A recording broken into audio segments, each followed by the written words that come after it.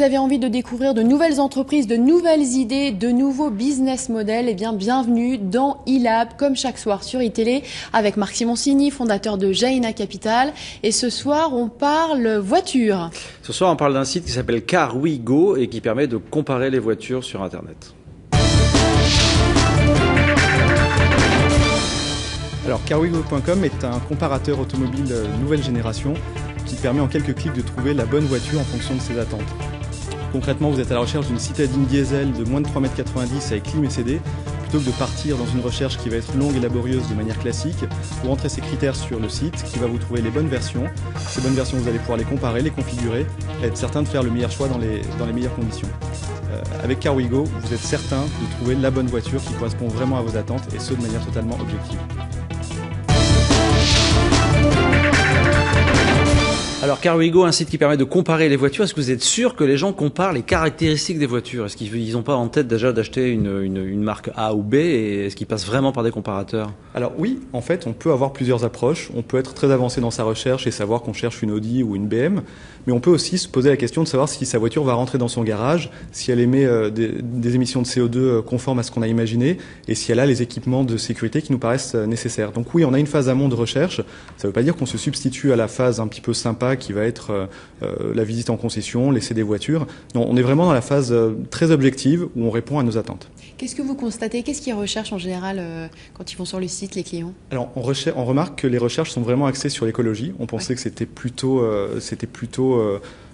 une tendance liée au pouvoir d'achat, mais finalement l'écologie est vraiment un critère de recherche. Donc vous constatez que l'électrique a réellement le vent en poupe en ce moment? Alors l'électrique aujourd'hui, l'offre n'existe pas, mais on sent que les véhicules hybrides sont très recherchés et sont parmi les modèles les plus comparés. Est-ce que par exemple je peux faire une recherche par taux de CO2 rejeté? Exactement, vous pouvez le faire et en plus vous pouvez aussi calculer vos émissions de CO2 sur une année en fonction de vos habitudes de circulation. Le trafic du site aujourd'hui c'est quoi? Alors on l'a lancé officiellement le 6 octobre, donc on est en phase de démarrage, mais on commence à avoir des retours plutôt sympas. J'imagine que le business model c'est de revendre des leads aux constructeurs. Exactement, c'est la revente de Capucine, un lead, vous l'avez?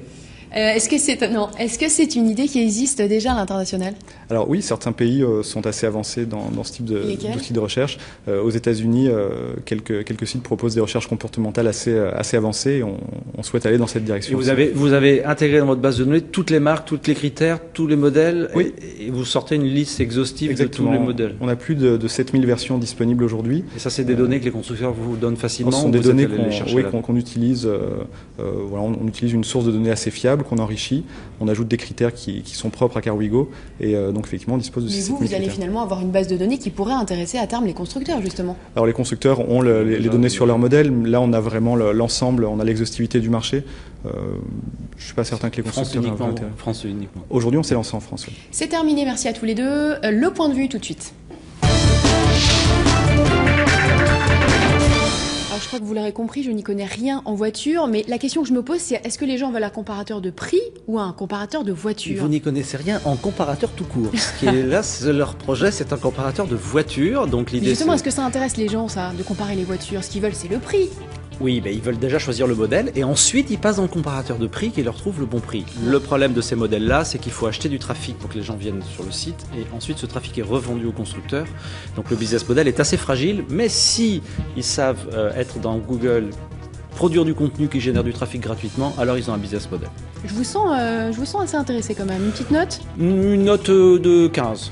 15 sur 20, c'est bien ça. Meilleure note de la semaine. En note de la semaine. Merci beaucoup, c'est la fin de cette émission. Retrouvez-nous sur le site d'ITélé si vous voulez participer. Vous déposez un dossier en ligne et sinon on se retrouve demain. Bonne soirée sur ITélé.